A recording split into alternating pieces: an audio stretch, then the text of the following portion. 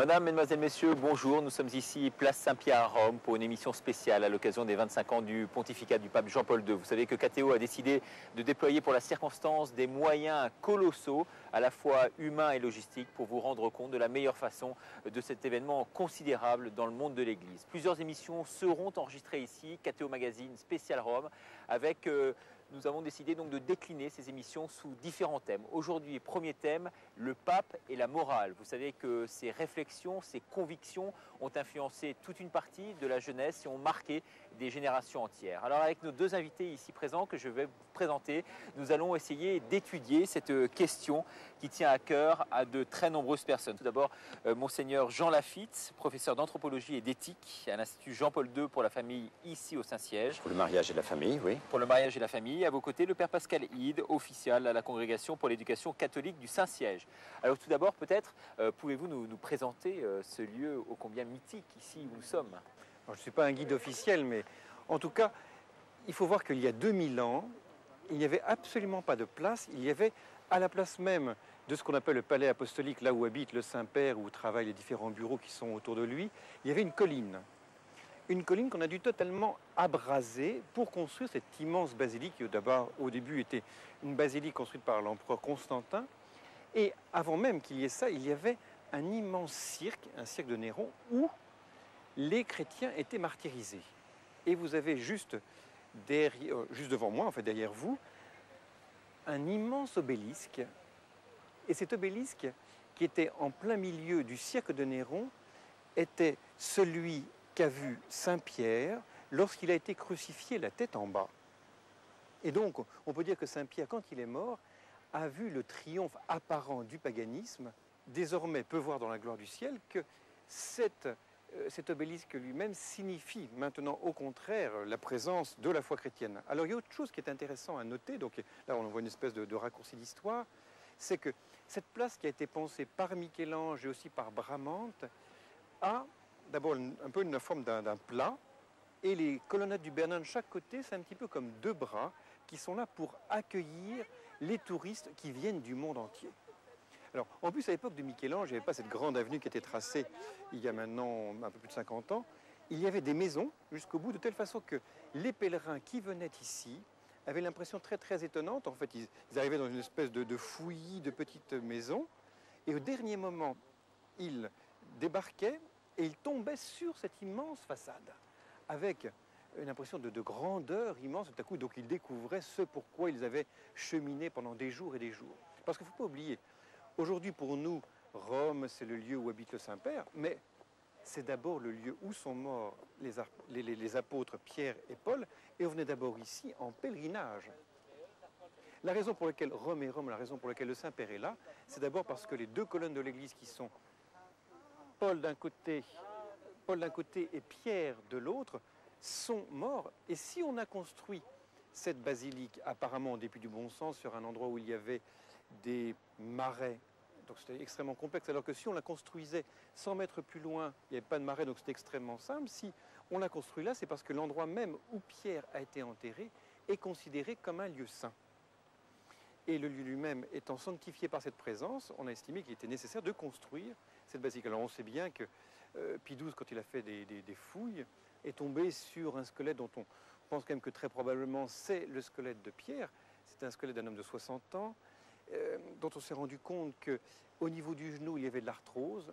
Or, l'arthrose est typiquement le genre de maladie qui arrive à quelqu'un qui a passé sa vie au fond d'une barque à pêcher, éventuellement en Galilée. Et donc, ce lieu même est un lieu tout à fait unique, comme la basilique de Saint-Paul-hors-les-Murs, qui n'est pas seulement saint parce qu'il y a les reliques, mais ça à cause de l'endroit même où on a enterré Pierre. Pour vous également, Monseigneur, c'est une place qui a une connotation très, très particulière ici où nous sommes. Ah oui, c'est une place qui a pris un certain relief depuis en particulier une vingtaine d'années, parce que un très grand nombre de cérémonies aujourd'hui ont lieu sur cette place, à peu près de mars jusqu'à novembre. Par exemple, un certain nombre de cérémonies de cette semaine que nous nous apprêtons à vivre ensemble auront lieu sur cette place. Et donc il y a un accès, une ouverture très très grande à tous les pèlerins et aussi les autres, parce qu'on s'aperçoit ici, en particulier, on le voit le dimanche au moment de l'Angélus, que beaucoup de personnes qui sont présentes sur la place, outre les pèlerins, sont aussi des gens, des touristes, des gens de passage, et qui sont comme attirés par ce lieu. Je crois que c'est un lieu qui est devenu extrêmement important dans la conscience, je dirais, non seulement des Romains, mais de tous les chrétiens. Le prédécesseur du pape actuel, Jean-Paul Ier, qui n'a, vous vous souvenez, régné que 33 jours, avait inauguré son pontificat en donnant un certain relief à ces fameuses audiences du mercredi qui avaient lieu sur cette place.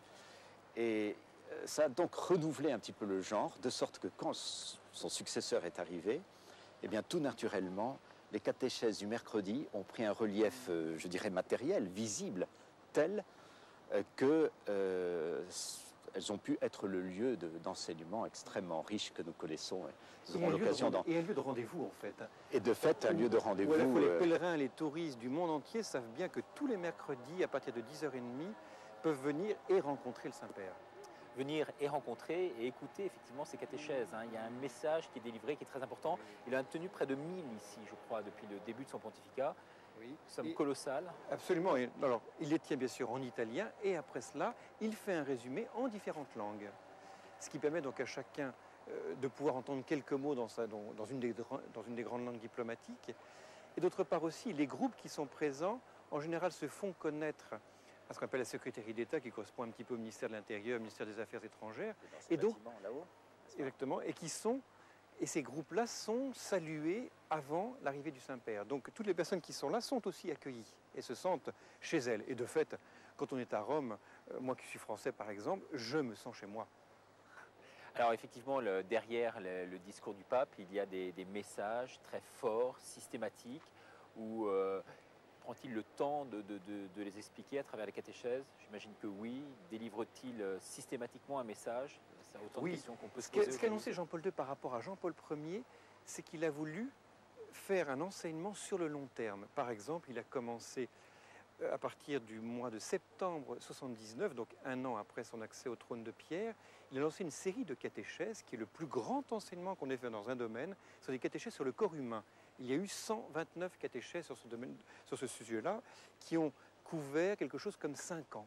Donc il a une volonté très profonde d'enseignement qui se manifeste par la régularité et aussi par la longueur qui lui permet d'approfondir. En l'occurrence, là, il a pris des textes de l'Écriture, il a montré combien, contrairement à ce qu'on imagine souvent, le corps humain est très présent dans l'Écriture sainte et que le chrétien, loin d'être quelqu'un de désincarné, au contraire est quelqu'un de profondément aimant de la matière, du corps et aussi par la sexualité. Bien sûr, ces catéchèses, bien sûr, touchent le corps humain et toutes ses significations, comme le père Pascalide vient de le dire. Il est orienté sur l'amour humain, dans une perspective extrêmement ample, qui part un petit peu de l'intention, un petit peu du Créateur lorsqu'il a créé l'homme et la femme.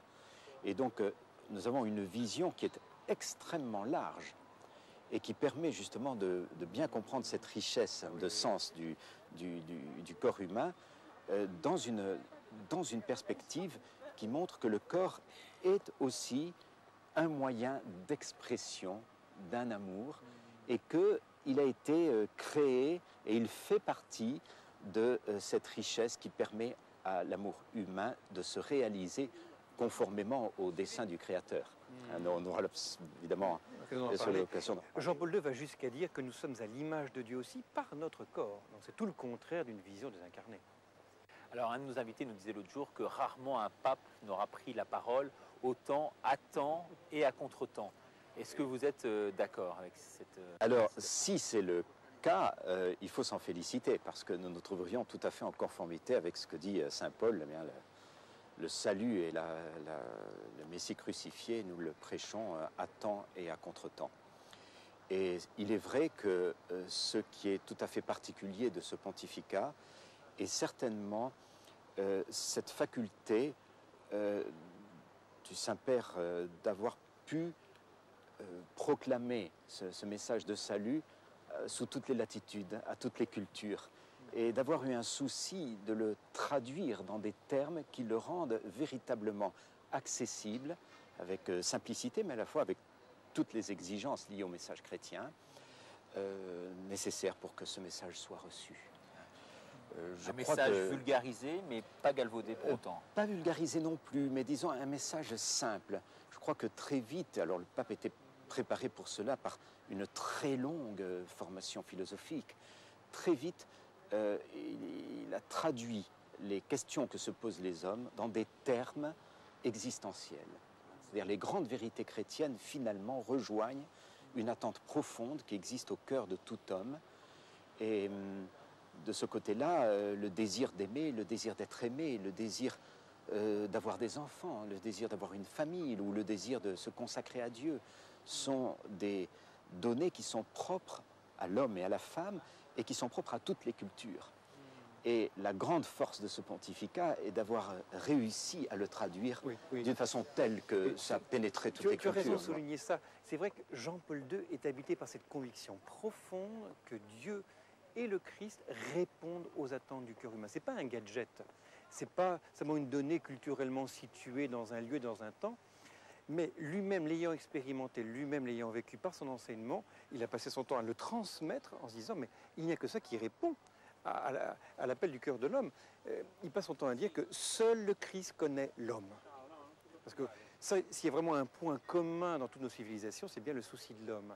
Mais qui connaît l'homme? Qui peut répondre à la question « Qui suis-je » Et Jean-Paul II nous dit « C'est Jésus lui-même qui, Dieu fait homme, a épousé jusqu'au bout la condition de l'homme. » Vous posez la question de l'enseignement de Jean-Paul II. Vous savez, ne serait-ce que matériellement, le nombre de discours qu'il a fait, je crois que c'est à peu près 10 fois plus par année que ce que faisait un de ses prédécesseurs qui était Pie XII, même Paul VI. Donc c'est considérable, considérable. C'est entre 3000, 4000, 5000 pages par an. C'est considérable en volume et c'est considérable en diversité des thèmes traités. Vous parliez de la morale, mais il ne faut pas limiter son souci moral à la simple morale personnelle et à la sexualité, morale familiale, bien qu'il est encore souligné dimanche dernier, vous l'avez entendu, que les deux grandes priorités de ces 25 années pour lui, il les avait comme prophétiquement indiquées dès son premier Angélus, et c'était les jeunes et le mariage. Donc c'est vrai qu'il y a une part particulière pour le mariage et la famille, mais en même temps, il faut se souvenir des grandes interventions sur la justice humaine, sur les structures de péché, sur disons, la nécessité pour l'homme d'être libéré des chaînes qui le lient, qui l'oppriment, etc. Les grands voyages, les premiers voyages en Amérique latine ont été extraordinaires du point de vue influence et aussi en richesse doctrinale. Et puis, il y a eu aussi au plan économique et politique une très très grande richesse. Un texte comme Centesimus Annus, enfin, les spécialistes s'accordent à dire que c'est un texte qui restera dans la mémoire chrétienne comme Rerum Novarum. C'est de très grands textes de doctrine sociale, sur la politique, sur l'économie, sur l'articulation des... Sur la société de marché, sur le libéralisme, qui propose un véritable discernement à la fois plein de sérénité et en même temps avec un profond discernement. Son expérience, lui comme Polonais, du passage de la Pologne d'un régime communiste à un régime capitaliste, l'a fait profondément souffrir. Il s'est rendu compte que malheureusement, ce n'était pas la chute du mur de Berlin qui suffisait à sortir l'homme de l'aliénation et qu'il y a une façon de vivre la société de marché qui enferme encore l'homme autant. C'est pour ça qu'il a un discours aujourd'hui très virulent contre la mondialisation et ses conséquences. Alors, il n'a pas de discours contre la mondialisation, non. Jean-Paul II dit la chose suivante. Contre certains aspects. Voilà, il dit la chose suivante. La mondialisation n'est ni bonne ni mauvaise, elle sera ce qu'on en fera. C'est la parole même de Jean-Paul II. Donc elle dit que c'est moralement neutre. Par contre, la tâche de l'homme, c'est justement de mettre l'homme au cœur même de la mondialisation et de mettre aussi au cœur de ce processus qui, par d'un côté, est un fait, d'y placer un véritable sens de la diversité des cultures et un respect notamment des minorités. Parmi ces encycliques, laquelle il en a écrit 13, je crois. 14. Alors, 14. La 14e est parue récemment à Pâques sur l'Eucharistie, comme vous savez. Oui. Laquelle est la plus importante d'après vous? Le moraliste va répondre. Écoutez, beaucoup sont très importantes. Je dirais qu'elles ont commencé, il faut voir un petit peu le déroulement de ces encycliques, elles ont commencé par une démarche trinitaire. hein, qui sont les 3 grandes encycliques Redemptor Hominis, Dives in Misericordia et Dominum et Vivificantem, sur chacune des 3 personnes de la Sainte Trinité. Et puis, il y a eu les encycliques, il y a une plus sociale, comme Centesimus Annus, et morale. Alors, il est vrai que dans le domaine moral qui nous intéresse aujourd'hui plus particulièrement, puisque c'est un petit peu l'objet de notre entretien, il est vrai que Veritatis Splendor représente un événement unique, parce que c'est la première synthèse, j'allais dire, de la pensée morale chrétienne, et surtout d'une pensée chrétienne qui assume la dimension morale qui était faite. Alors, elle a répondu à un contexte, évidemment, où un certain nombre de vérités qui autrefois étaient admises par tous, y compris par des gens qui n'étaient pas spécialement chrétiens non plus, eh bien, sont battues en brèche et remises en question. Et donc, il y a eu un effort considérable. Et concrètement, en quoi se démarque-t-il de ses prédécesseurs à ce niveau-là? Il ne se démarque pas en ce sens qu'il y a une grande continuité de la tradition. Simplement, disons que la sensibilité du philosophe et du moraliste, qui est la sienne, hein, cette sensibilité qui est la sienne, fait qu'il a pu définir un certain nombre de voies et de pistes à approfondir dans ces domaines-là. D'autre part, quand il est arrivé en 78, il faut se souvenir du contexte. C'était le moment où commençaient à être créés beaucoup de moyens scientifiques nouveaux qui permettaient d'envisager, au plan uniquement et strictement matériel, hein, scientifique, des manipulations génétiques, des moyens de procréation artificielle, etc. Il s'est rendu compte que l'Église avait besoin d'une réflexion organique, fondamentale, qui lui permette d'affronter ces questions que lui posent d'abord ses fils, donc tous les chrétiens, mais que lui posent aussi les autres hommes. Qu'est-ce que l'Église pense de tels procédés, de telle manière d'agir dans la famille, pour la procréation? Est-ce qu'une fécondation artificielle rencontre l'adhésion de l'Église ou pas? Pour quel motif, etc. Alors là, son apport a été absolument essentiel. C'est vraiment un signe des temps. Je pense qu'on peut le dire. Et puis, il y a eu, donc Veritatis Splendor, il y a eu aussi Evangelium Vitae, qui a répondu à un grand désir de plusieurs églises dans le monde et de plusieurs pasteurs, d'évêques, qui lui ont demandé d'écrire quelque chose sur la vie, parce qu'il y avait une confusion qui se faisait, si vous voulez, entre le respect de la vie humaine et la vie au sens biologique du terme. Donc il fallait dire pourquoi le fait de mettre un terme, par un acte délibéré, à une vie humaine, eh bien, ne pouvait que violer la loi divine et donc être en contradiction avec l'Évangile. Et donc c'est ce qui a provoqué la publication de l'encyclique Evangelium Vitae donc en 1995, donc 2 ans, 25 mars de fait, 2 ans après Veritatis Splendor. On voit aujourd'hui l'Église trop peu éclairer, je dirais, les domaines de société.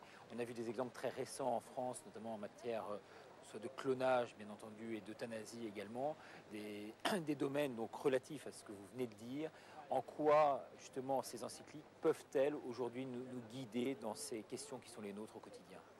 Ouais, je dirais que, alors, au quotidien, je pense que tout chrétien n'est pas appelé à devenir un spécialiste de bioéthique et n'est pas un biologiste. Mais disons qu'il peut être confronté, d'abord par des amis ou soi-même ou dans sa famille, à un problème qui parfois même est un problème douloureux. Alors, ces encycliques ont pour caractéristique de toujours replacer les questions données à ces questions, à ces problèmes, dans un contexte où l'on voit ce dessein providentiel du Père et comment la réponse de l'Église, en fait, est une illustration de la sollicitude bienveillante et paternelle de Dieu. Je crois que c'est ça qui est très frappant. Quand on lit Evangelium Vitae, on n'a pas l'impression d'une série d'interdits. On a vraiment l'impression que l'Église, d'une façon maternelle, répond à des questions qui occupent maintenant les gens, puisque toute une série de choses sont rendues techniquement possibles. Je dirais par rapport à cela, oui, que ce qui est très frappant quand on lit un texte de Jean-Paul II, c'est qu'il a très bien compris qu'aujourd'hui, une prise de position dogmatique ou un simple énoncé « tu ne feras pas » ne passe pas. On a très bien compris ça. Et quand on prend la peine de lire ces documents, ce qui est très étonnant, c'est qu'on se rend compte qu'il argumente, comme disait Monseigneur Laffitte, on voit très bien que Jean-Paul II prend en compte le contexte, énonce un certain nombre de vérités, mais va expliquer pourquoi. Quand on prend le temps de lire, eh bien finalement, on se rend compte qu'on n'a pas seulement un certain nombre d'énoncés qui nous disent un petit peu dans quelle direction aller, parce qu'on a quand même un peu besoin, mais en plus on a les raisons qui argumentent. Et donc Jean-Paul II apporte la lumière. Mais ce qui me frappe aussi, c'est qu'on ne prend pas le temps de lire. On va avoir soit des recettes, soit des occasions de critiquer. Quand je vois, ça je ne critique pas les journalistes, mais quand je vois parfois certains comptes rendus qui sont faits très brefs, on va les repérer, les 3 lignes qui montrent qu'on n'est pas d'accord sur l'euthanasie, sur l'avortement, et on va seulement se positionner par rapport à cela. Et on ne voit pas tout le travail d'intelligence qui est fait, toute la volonté en même temps de dialoguer, parce qu'en morale, ce qui est très intéressant, c'est que l'Église n'énonce et ne prescrit jamais quelque chose au nom de Dieu sans que ça puisse être audible au nom même de l'homme. Et toutes les raisons qu'elle donne peuvent être acceptées par tout homme de bonne volonté. Et dans ce sens-là, ces encycliques elles-mêmes, certes, sont éclairées par l'Évangile et sont d'autant plus faciles à vivre que, ce qui est une conviction pour nous chrétiens, que l'Esprit de Dieu lui-même nous permet de les appliquer, mais quant à ce qu'elles énoncent, elles sont compréhensibles. Et ça, c'est important parce que pour nous chrétiens, il y a la conviction très enracinée en nous que la morale n'est pas d'abord une série d'interdits, du tout, c'est même pas du tout cela, c'est d'abord une œuvre d'humanisation. Je ne suis pas ce que je suis appelé à être. Ça, c'est une expérience que tout le monde fait. Si j'étais totalement arrivé, pourquoi est-ce que je mettrais un pied devant l'autre? Je serais bien où je suis. Vous êtes venu ici, vous ouvrez votre poste de télévision, ça montre bien que vous n'êtes pas encore arrivé au terme. Eh bien, la morale, c'est ce qui nous permet de faire le passage entre ce que je suis et ce que je voudrais être. Donc la morale, ce n'est pas d'abord une série d'interdits, c'est d'abord un chemin qui me mène vers ce pourquoi je suis fait. Vous savez, on va prendre un petit exemple, pardon, on va prendre un petit exemple, qui est l'évangile de dimanche dernier, ce si bel évangile, qui est l'évangile du jeune homme riche, que Jean-Paul II a commenté 2 fois dans de très grands textes, le premier chapitre de Veritatis Splendor, et dans sa première lettre aux jeunes, en 85. C'est pour dire à quel point ce texte est important pour lui. Rappelez-vous la question du jeune homme riche à Jésus. Bon maître, que faut-il faire pour avoir la vie éternelle? Et Jean-Paul II souligne, l'essentiel c'est quoi? C'est le pour. Il dit c'est donc que la vraie question morale est une question qui m'oriente vers un but et qui me met en chemin. Vous savez qu'il y a eu un rapport il y a quelques années fait par le ministre de la Santé qui a montré que plus de 200 000 jeunes entre 18 et 22 ans n'avaient pas de raison de vivre à plus de 3 jours. Vous qu'au bout de 3 jours, je ne sais pas pourquoi je suis fait. Vous savez, la fameuse remarque que faisait Bernanos quand il disait le péché du XXe siècle, c'est l'ennui. Et même Bernanos disait, moi, mon péché à moi, c'est l'à quoi bon. À quoi bon? Et c'est fait, la personne qui dit à quoi bon, la personne qui s'ennuie est une personne qui n'a plus de finalité, donc pour qui la morale n'a plus aucun sens. Qui dresse des perspectives, il marque une ligne de conduite en quelque sorte, mais bien sûr derrière tout ça, pas de condamnation. C'est la raison pour laquelle il a aussi aujourd'hui, il arrive à drainer autant de jeunes derrière lui. Alors, je nuancerai parce que si la morale est d'abord la science même qui dirige son agir vers ce qui est humanisant, vers ce qui est plénier, vers ce qui m'accomplit, il y a des chemins de traverse. Si je commence à mentir, non seulement je blesse les autres, mais je me blesse moi-même. Dans ce sens-là, le « tu ne mentiras pas », ce n'est pas d'abord un interdit, mais c'est un interdit. Mais un interdit qui nous dit « attention, tu es fait pour la vérité ». Donc la question, c'est de lire derrière l'interdit ce qu'il y a de positif, et dans ce qu'il y a de positif, le chemin par lequel je grandis et je fais grandir les autres. Il me semble que pour dire sur ce point vraiment extrêmement important que vous avez soulevé, il y a la question de l'interdit et de la condamnation. On ne peut pas éviter d'affronter cette difficulté. En effet, la morale chrétienne ne condamne pas les personnes, mais elle peut porter un jugement, alors entre guillemets de condamnation, sur une action, en expliquant pourquoi une action, par elle-même, ne peut que contredire la volonté de Dieu. Il y a des actions, le meurtre d'un innocent, par exemple, est une action qui ne peut que déplaire à Dieu. Et donc, il faut bien emporter une condamnation qui soit parfaitement nette. Mais ce que je voulais... L'homme meurtrier n'est pas condamnable, mais c'est son acte qui l'est. Il est condamnable, mais il n'est pas condamné irrémédiablement par Dieu dans ce monde, parce qu'il a toujours la possibilité de se retourner vers celui qui va le faire de lui autre chose qu'un meurtrier, hein, qui va l'entourer de sa miséricorde bon, les exigences de la justice étant évidemment, et de réparation, mais quand il y a un meurtre c'est bien difficile, étant prises en compte. Mais ce que je voulais dire, c'est que dans justement cette encyclique dont nous avons parlé, Veritatis Splendor, il y a un petit passage où le pape demande, avec une sorte de facilité de style, il dit, mais au fond, pourquoi demande-t-on l'Église semble-t-elle donner plus d'importance à des commandements négatifs? Tu ne tueras pas, tu ne commettras pas l'adultère, tu ne feras pas telle chose, tu ne feras pas telle autre, plutôt qu'à des commandements positifs. Et il répond ceci, qui fait admirable de bon sens et de vérité, mais lorsque l'on dit à quelqu'un un commandement positif, par exemple, sois bon, aime ton prochain comme toi-même, eh bien, la personne, quand elle entend ce commandement, elle va essayer d'aimer son prochain comme soi-même, mais elle ne sait jamais si elle va avoir accompli d'une façon adéquate, parce qu'il n'y a pas de limite vers le haut à ce qui est le bien. En revanche, il y a une limite inférieure, en deçà de laquelle, dit Jean-Paul II, en deçà de laquelle, eh bien, on sait que la volonté de Dieu est vraiment combattue et battue en brèche. Et c'est la raison pour laquelle il faut se féliciter d'avoir des commandements négatifs, parce qu'ils protègent des biens. Ils nous permettent de savoir comment protéger le bien dans un cas de la vie, dans un autre de la fidélité conjugale, dans un autre de toute la liberté, etc. etc. Donc vous venez de parler de certaines valeurs comme le pardon, effectivement. Nous sommes ici, place Saint-Pierre, où a eu lieu ce fameux attentat contre le pape, avec Ali Aqsa qui l'a visé pour le tuer. Heureusement, on a dit que c'était la main de Dieu qui avait dirigé la balle un peu autrement. Cette notion de pardon, cette image a marqué les esprits. Le pape allant en cellule quelques mois plus tard, aux côtés de son agresseur, et le pardonnant. Cette image de contrition, de pardon, c'est une des notions essentielles qu'a défendu le pape durant toute sa vie. Ah oui, ça certainement, durant toute sa vie et en particulier durant son pontificat. Hein, la deuxième encyclique, Dives in Misericordia, est absolument axée sur la condition de l'homme vue à travers deux figures. La figure du fils prodigue qui reçoit le pardon et la figure du frère aîné qui, lui, refuse pour son frère le pardon. Hein, et donc toute une lecture qui sera reprise et complétée ensuite par l'exhortation apostolique Reconciliatio et Penitentia, hein, sur la pénitence et la réconciliation. Mais alors revenons au pardon. Il est certain que chez le Saint-Père, il y a eu une disposition particulière et assez rapide, hein, assez spontanée, puisqu'il a prononcé des paroles de pardon dès qu'il est sorti, j'allais dire, du coma. Enfin, dans les jours ou les heures qui ont suivi, il a dit « Je pardonne au frère qui m'a blessé ». Cela dit, il ne s'est pas contenté d'une parole. Il a accompagné cette parole d'un geste qui me paraît très significatif. Il est allé voir cet homme dans sa prison pour lui dire ce qui reste un secret entre eux deux.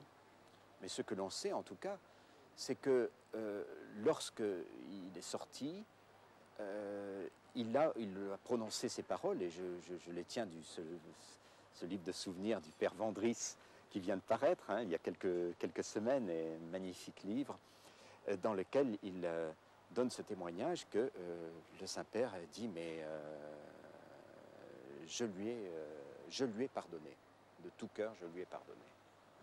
Donc il y a eu un pardon mis en acte, mais en même temps accompagné de ce geste qui montre que la personne coupable, enfin, et meurtrière, dans les faits, et pratiquement meurtrière, a eu cette occasion de pouvoir avoir visiblement, hein, une expérience de miséricorde, puisque sa victime est venue lui dire « Écoute, moi, je te pardonne ». Enfin, tout semble indiquer que dans l'entretien, il y a eu un échange dans lequel au moins les signes du pardon ont été manifestés d'une manière mystérieuse et qui appartient au secret de leur cœur à tous les deux.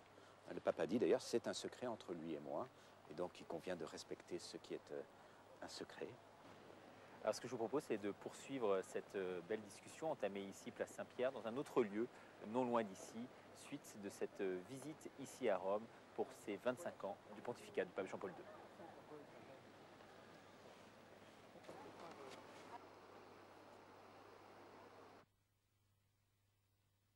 Alors on va parler de cet institut spécialisé que le pape a créé au début de son pontificat et qui touche la famille, l'amour humain et un certain nombre de choses qui ont trait précisément à la morale et à l'éthique. Oui, oui, il s'agit d'un institut que le pape a voulu, comme nous en parlions tout à l'heure sur la place Saint-Pierre, a voulu pour pouvoir répondre à un certain nombre de questions que se posent les hommes et de bonne volonté, et les chrétiens en particulier, en matière morale et touchant des problèmes d'éthique, évidemment. Alors l'Institut a été fondé en 1981. Comme je vous l'ai déjà dit, il devait être annoncé, son ouverture, sa création, devait être annoncé le jour de l'attentat. Et c'est un institut qui se propose donc d'approfondir, déjà à un niveau anthropologique, c'est-à-dire d'approfondir la nature de l'homme et de la femme, bien sûr, dans la perspective de montrer le dessein de Dieu sur l'amour humain. Alors puisqu'on évoque ces problèmes d'éthique et de morale, se tourner peut-être maintenant vers le père Ide, cette morale a considérablement évolué au fil des siècles, depuis son origine. Alors, je pense que la morale, elle ne bouge pas, parce que l'homme est toujours lui-même, mais le regard qu'on a jeté sur l'agir humain, en effet, lui a changé. Alors, en étant rapide, en espérant ne pas être trop simpliste, je dirais qu'il y a eu comme 3 périodes. Dans un premier temps, c'est le cas bien sûr de l'Évangile jusqu'au XIIIe siècle, il y a eu un regard qui montrait que l'agir humain était d'abord un agir orienté vers une fin. Donc un agir qui était tourné vers un but, et c'était le but lui-même qui accomplissait cet agir. Tout à l'heure, je citais l'exemple du jeune homme riche. La question qu'il pose, c'est que faut-il faire pour? Et c'est toujours frappant de voir que la première parole de Jésus dans la vie publique, quelle est-elle? C'est bienheureux. La première parole de Jésus, ce n'est pas un appel à tu dois faire ceci, tu dois faire cela, c'est un appel au bonheur. Et de fait, toute la morale évangélique est une morale du bonheur, donc une morale qui prend l'homme là où il en est pour le conduire vers son accomplissement. Ça, c'est le premier point. Et le deuxième, pour accéder à cette fin, le chemin, ce n'est pas d'abord des règlements, des lois ou des normes, même si elles ont leur importance, c'est d'abord ce qu'on appelle une vertu, c'est-à-dire quelque chose qui, à l'intérieur de nous-mêmes, nous oriente et nous dirige et nous rend adéquats. Par exemple, si on prend la justice, c'est une disposition intérieure, c'est une vertu qui nous permet de respecter l'autre et de lui rendre ce qui lui est dû. Alors, grosso modo, on pourrait dire que pendant 13 siècles environ, donc, on a vécu avec cette morale de la vertu, et puis on a observé un basculement, qui est aussi un basculement des idées, qui fait que progressivement, ce sera un peu long d'entrer dans tout le détail, ce n'est plus la notion de fin, la notion de vertu qui sont restées premières, mais la notion de devoir. Et progressivement, on a vu apparaître en première ligne le devoir par rapport aux autres, le devoir par rapport à soi, le devoir par rapport à Dieu, de telle manière que quand on ouvrait les grands traités de morale, on voyait qu'ils étaient répartis en fonction des différents devoirs. Alors, ça n'empêche pas que les personnes vivaient moralement, que les personnes pouvaient véritablement vivre de manière sainte, et que la morale évangélique était libérante comme elle l'a toujours été, mais il n'empêche qu'il y avait quand même petit à petit une espèce de restriction de l'agir éthique à un agir conforme à une loi. Et on perdait progressivement cet appel au bonheur. Ce qu'on appelait la rigidité un peu dogmatique. Alors, ce qu'on pourrait appeler en effet plutôt un légalisme, qu'on voit, alors chez quelqu'un qui n'est pas catholique, mais qui est quelqu'un comme Emmanuel Kant, pour qui un acte moral est un acte qui doit être conforme à un devoir. Et plus il est conforme au devoir, plus il est humanisant, plus il est éthique. Oui, pour abonder aussi dans ce sens, je vais faire aussi pour abonder dans ce sens de prendre un exemple, mais je crois que c'est une tendance très profonde dans le cœur de l'homme de tout traduire en termes de permis et de défendu. Et lorsque le père Pascalide parlait de ce texte évangélique, je pensais aussi à un autre où on voit Jésus parler en dialogue avec les pharisiens qui lui demandent, mais maître, est-il permis de répudier sa femme, etc. Moïse a donné, est-il permis de... Et donc là, c'est une tendance un peu naturelle de l'homme de tout traduire en termes de permis ou de défendu. Et au fond, cette morale légaliste que le père a tout à fait illustrée a pris vraiment le pas et a donné l'impression que la morale, c'était une morale de défendu, hein, d'interdit, de... C'est ça, il y avait comme un pôle qui était la liberté, qui est une espèce de capacité infinie, comme une espèce de pôle positif. De l'autre côté, une espèce de pôle négatif qui aurait été la loi, et un pôle neutre qui sert d'arbitre, qui serait la conscience. Et finalement, on repérait les morales en fonction de l'insistance qu'elles portaient sur l'un des deux pôles. C'est donner davantage de place à la liberté, c'était davantage laxiste, davantage de place à la loi, c'est davantage rigoriste. Alors en quoi le pape Jean-Paul II, justement, c'est... Alors, ce qui est intéressant, c'est de évoluer voir les que, choses. bien évidemment, il y a eu comme tout un processus de réflexion, c'est quand même rendu compte que cela ne collait pas véritablement à un épanouissement de l'être humain. Alors au Concile Vatican II, il y a eu un projet de document sur l'éthique, et je dirais assez bien heureusement, en fait, il n'était pas assez mûr, et de fait, le Concile Vatican II n'a pas produit de documents spécifiquement sur la morale fondamentale, l'équivalent par exemple de Splendor Veritatis, le grand texte de Jean-Paul II. Il y a un texte plus large sur l'anthropologie, sur la morale qui est le texte Gaudium et Spes, mais pas un texte spécifiquement sur les fondements de la morale. Jean-Paul II, lui, et là vraiment c'est un travail tout à fait original, va nous donner deux grandes œuvres qui vont profondément, on pourrait dire, refigurer la morale, donner un autre visage à la morale, mais plutôt retrouver ce qu'était la morale évangélique. Là encore, sans trop non plus insister sur une espèce de rupture révolutionnaire que Jean-Paul II aurait fait, non. Mais de fait, premier texte, c'est le catéchisme de l'Église catholique. Texte immense, qui se distingue en 4 parties. La première sur la foi, la deuxième sur les sacrements, la troisième sur la vie en Christ, autrement dit la morale, la dernière sur la prière. Et quand vous prenez la partie sur la morale, notamment la partie plus générale, qui est la première partie de cette troisième partie, vous vous rendez compte que le premier chapitre, c'est de nouveau l'appel de l'homme au bonheur. Donc de nouveau, on réoriente l'homme vers ce qui, à la fois le réjouit, l'accomplit, etc. Et donc on n'a plus un découpage en fonction des grands devoirs.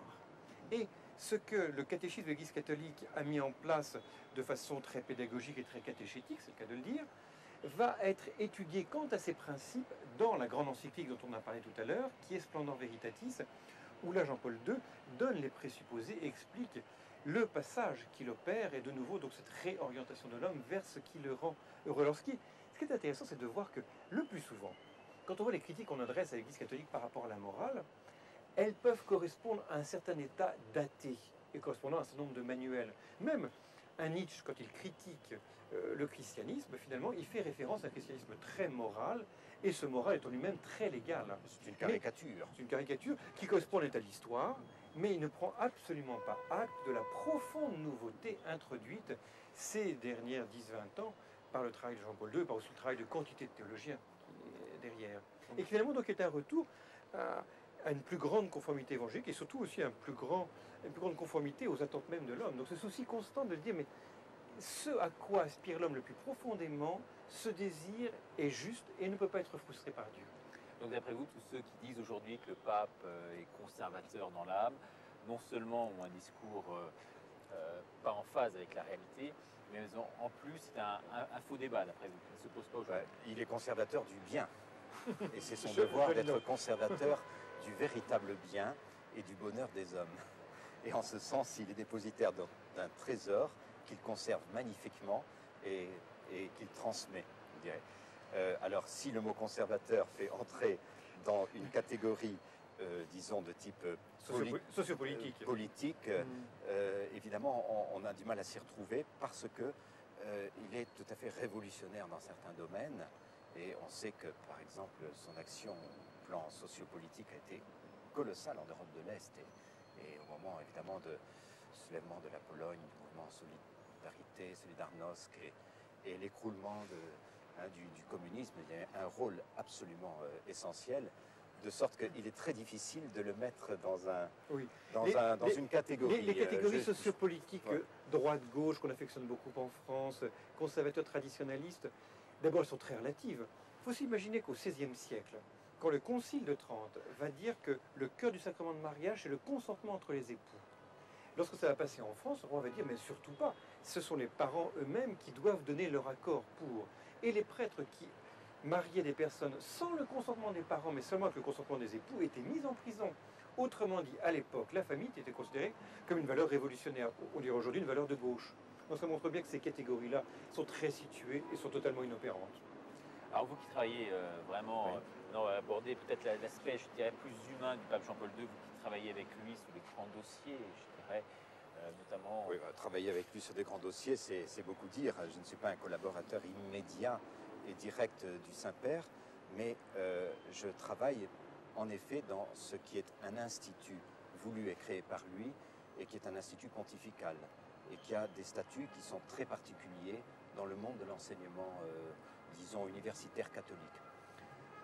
Alors, D'après vous, dans ce domaine, donc c'est un précurseur, c'est un ah oui, prophète, oui, comme on dit sans, parfois. oui, sans aucun doute. Je crois qu'il y a une capacité de s'adresser à toutes les cultures, une capacité de rejoindre l'homme dans sa condition sociale et culturelle extrêmement particulière, un véritable charisme. C'est un homme qui a, enfin, semble-t-il, et je crois que tout le monde peut se rendre compte, une compréhension immédiate des hommes, des situations dans lesquelles ils vivent. Il ne faut pas oublier que son accès à la succession de Pierre a été précédé par un très grand nombre d'années dans un pays qui était quand même plutôt hostile à l'Église et la foi parfois devait emprunter des chemins j'allais dire, de traverse et pas toujours admis, hein, socialement admis. Donc c'est quand même quelqu'un qui connaît la société, il sait, il a souffert dans ses proches, dans son pays. Un jour, il a dit qu'il avait fait, lui, l'expérience de ce qu'était la peur, hein, au moment de la guerre. Il a fait notamment 18 mois ou 20 mois de séminaires clandestins, secrets, nocturnes, avec une crainte des rafles quotidiennes.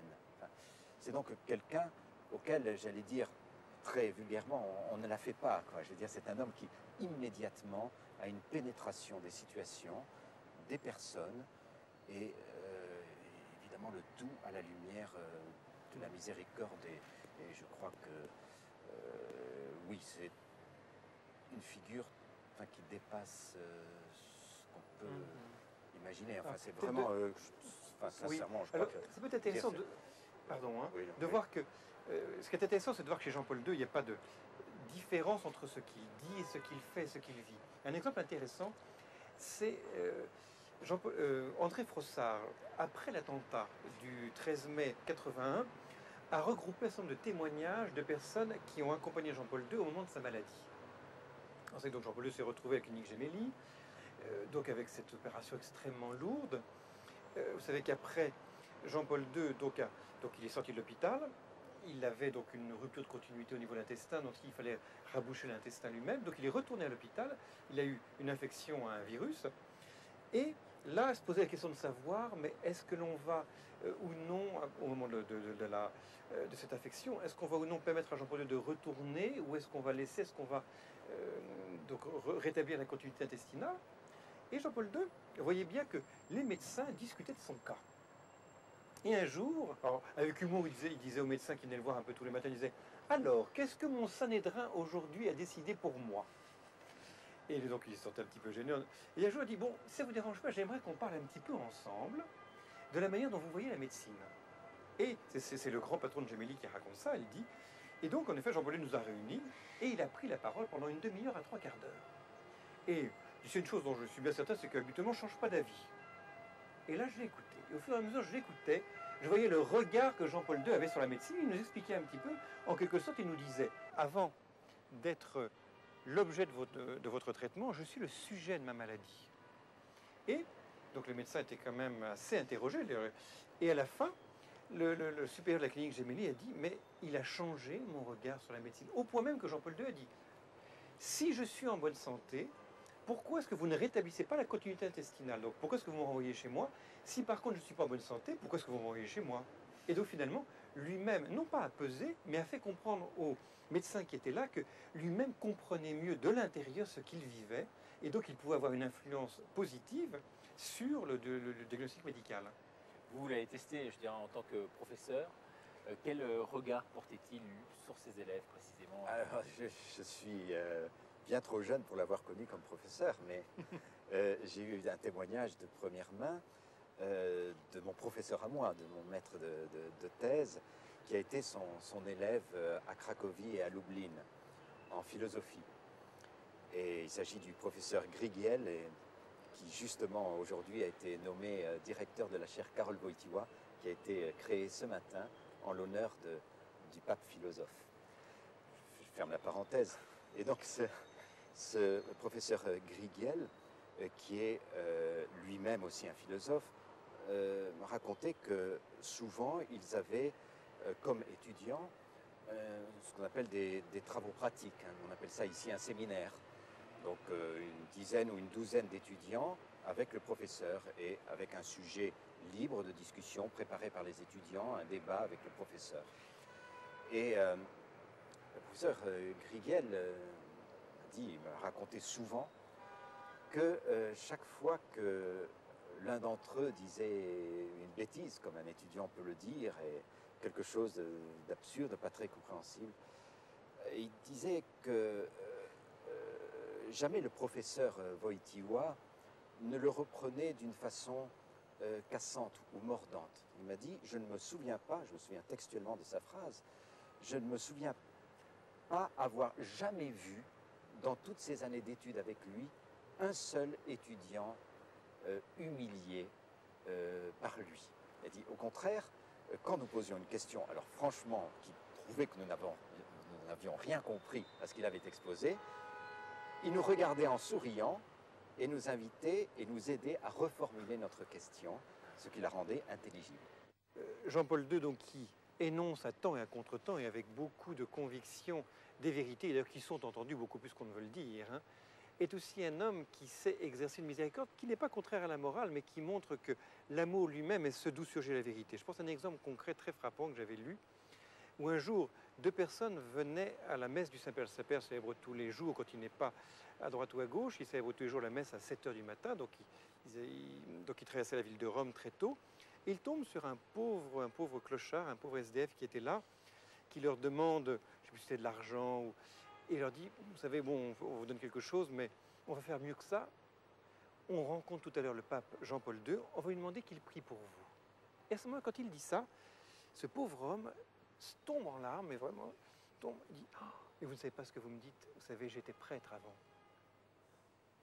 Alors ils sont très marqués par cela, donc ils continuent, donc ils participent à la messe du Saint-Père. Après ça, comme toujours, Jean-Paul II accueille chacun des participants de l'Eucharistie matinale, et quand ils arrivent à ces deux personnes-là donc, qui ont promis d'en parler au Saint-Père, lui disent, ben voilà, nous avons rencontré quelqu'un, et nous avons dit que vous, très Saint-Père, vous prieriez pour lui. Et il nous a dit en plus que c'était un prêtre qui actuellement n'exerçait plus le ministère. Jean-Paul II, très profondément touché dans son âme, sans aucune espèce d'affecterie. Amenez-le-moi, dit-il. Amenez-le-moi. Vous savez, mais où est-ce qu'il se trouve? Et en effet, après cette parole du Saint-Père, ils vont chercher en tout Rome, et après avoir cherché à droite, à gauche, ils sont enfin retombés sur cette personne-là en disant, voilà, Jean-Paul II nous a dit qu'il souhaiterait vous rencontrer. Ils ont essayé de passer la garde suisse, c'était pas triste. Hein, puis finalement, ils ont quand même réussi à conduire ce pauvre homme jusqu'au pape. Le pape l'a reçu, et la personne a raconté que lorsqu'il est arrivé face à Jean-Paul II s'est mis à genoux devant lui et lui a dit, confessez-moi, vous êtes toujours prêtre. Superbe histoire donc, concernant le pape Jean-Paul II. On le voit, c'est un homme qui visiblement aura marqué à la fois les esprits, aura révolutionné l'Église de l'intérieur, aura permis de rétablir une certaine ligne de conduite. En revanche, on dit qu'il a été un peu prisonnier ici même à Rome, au Vatican, du système qui a été mis en place avant lui. Est-ce que vous qui participez directement, alors, si je peux peut-être dire une petite chose, vous savez, dès le premier acte, dès le 16 octobre 1978, lorsqu'il était élu pape, vous savez que le rituel prévoit que lorsque le Saint-Père arrive, Habemus Papam, toute la foule est là. Alors, qui est cette personne dont le nom est imprononçable, à l'époque en tout cas, Karol Wojtyła. Donc, Jean-Paul II arrive. Donc, le rituel prévoit simplement que le nouveau pape bénisse en latin la foule. Et lui, qu'a-t-il fait? Il a écarté le cérémoniaire, il a commencé à parler et à improviser. Dès le début, on a vu la véritable liberté que seul donne l'Esprit Saint, la liberté de l'enfant de Dieu. Et je ne crois pas qu'il soit moins libre aujourd'hui qu'avant. Au contraire, n'a cessé de croître en liberté. C'est ça, donc très loin du protocole, mais il y a quand même ces structures relativement rigides ici qui existent. Et en même temps, un véritable souci. Oh, vous savez, moi je travaille maintenant depuis 4 ans à la Curie romaine. Donc la Curie romaine, c'est un petit peu, si vous voulez, l'équivalent du gouvernement pour un pays. Je connais principalement là où je travaille, à savoir la Congrégation pour l'éducation catholique. D'abord, là je parle vraiment d'expérience. Hein. Il y a vraiment un climat fraternel, une très grande liberté. J'ai jamais vu que le Saint-Père venait en disant il faut penser comme ci, il faut faire comme cela. Un grand souci de service, parce qu'on est vraiment là de façon pour servir l'Église. C'est frappant de voir à quel point une espèce de vision un petit peu marxisante, toujours pareil, hein, c'est qu'il y a la base qui, elle, détient la vérité, il y a le sommet qui est là pour opprimer et qui ne comprend jamais rien avec une rupture absolument infranchissable. Ça me paraît plus théorique que vécu. Et puis en plus, vous savez, quand on voit en plus l'Église, bon, il y a l'Église universelle, mais quand on voit la liberté qui est laissée aux églises locales, et le souci qu'a Jean-Paul II, par exemple, Jean-Paul II a visité quasiment toutes les paroisses de Rome, donc plus de 300 paroisses, on voit bien le souci qu'il a à aller sur le lieu même, d'aller auprès des personnes, de les écouter. Tout le monde est très frappé quand il rencontre le Saint-Père de voir la profonde écoute qui est la sienne. Il écoute d'abord, et s'il y a quelque chose à dire, il dira quelque chose, mais d'abord, il s'informe et il épouse d'abord ce que l'autre a à lui dire. Certains évoquent en France, et c'est ma dernière question, une possible démission du pape, notamment à l'occasion de ces 25 ans de pontificat. Est-ce que vous pensez, un, que c'est plausible, et deux, probable, et trois, souhaitable? Eh ben, je dirais que vraiment, je n'ai jamais entendu une telle rumeur ici. Et je ne l'ai jamais imaginé possible. Voilà. Je ne peux pas en dire plus. Une des dernières fois qu'on a posé la question à Jean-Paul II, il a répondu en souriant, ah, vous savez, je pense que le cardinal qui deviendra pape à ma suite est encore évêque ou archevêque. Écoutez, je vous remercie infiniment en tous les cas d'avoir participé à cette émission KTO Magazine spéciale Rome. Nous allons suivre avec, à vous, hein, avec le public présent qui va vivre véritablement ces instants très forts à distance. Nous allons donc partager ces moments de grâce avec ce double événement, 25 ans de pontificat du pape Jean-Paul II, et béatification de Mère Teresa. Il a manifesté un désir, on peut le dire. Il a demandé que l'on prie avec lui et qu'on prie pour lui. Alors je crois que cette semaine sera certainement l'occasion où nous pourrons tous nous retrouver pour cela. Et oui, on a prier à toutes ces intentions. Et on a sur KTO donc un large public qui sera à même de se lier à cette belle prière commune. Merci à vous de nous avoir suivis et à très bientôt pour un nouveau numéro de KTO Magazine ici présenté à Rome.